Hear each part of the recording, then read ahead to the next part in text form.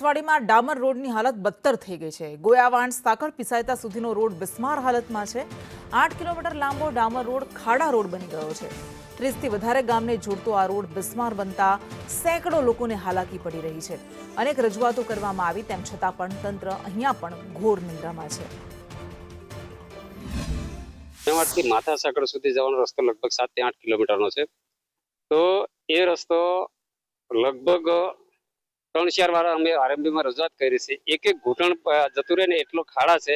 સરકારી વાહન તો કોઈ આવતું જ નથી, પ્રાઇવેટ વાહન આવે છે। અમે બાઇકો અને સાયકલો લઈને અમે તણખલાથી નસવાડીને બજાર કરતા હોય, કાયમ માટે અમને આ તકલીફ વેઠવી પડે છે। આ રસ્તા પર લગભગ 30 થી 35 ગામડા ઉપરવાસમાં આવેલા છે। એ બધાને એક જ રસ્તો છે, ત્યાંથી સરખવું પડે છે। સરકાર ખૂબ મોટી વાતો કરે છે અને આરએમબીમાં અમે કહીએ છીએ કે ભાઈ આ રસ્તોનો કરો કઈ, ત્યારે નવો બને છે એવું કહે છે।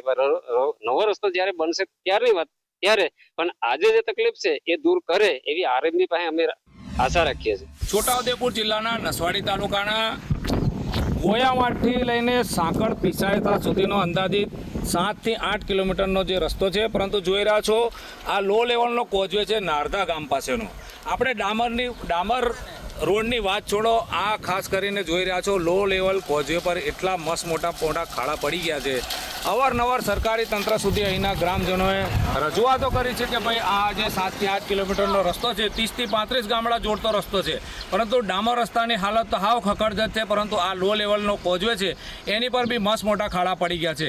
આખું ચોમાસું બિચારા હવે આ જ રીતે આ જે રસ્તા પર ખાડા પડી ગયા છે એની હાલાકી ભોગવશે। સરકારી તંત્ર કહે છે કે અમે ખાડા પૂરીએ છીએ, પેચવર્ક કરે છે, પરંતુ ક્યાંક ને ક્યાંક સરકારી તંત્ર ગ્રામ્ય વિસ્તારના અંતરિયાળ વિસ્તારમાં ધ્યાન નથી આપતું। એની આ સાચી વરવી વાસ્તવિકતા છે। હવે ક્યારે છોટાઉદેપુર જિલ્લાનું પંચાયત આરએનબી વિભાગ ધ્યાન આપે છે જોવું રહ્યું।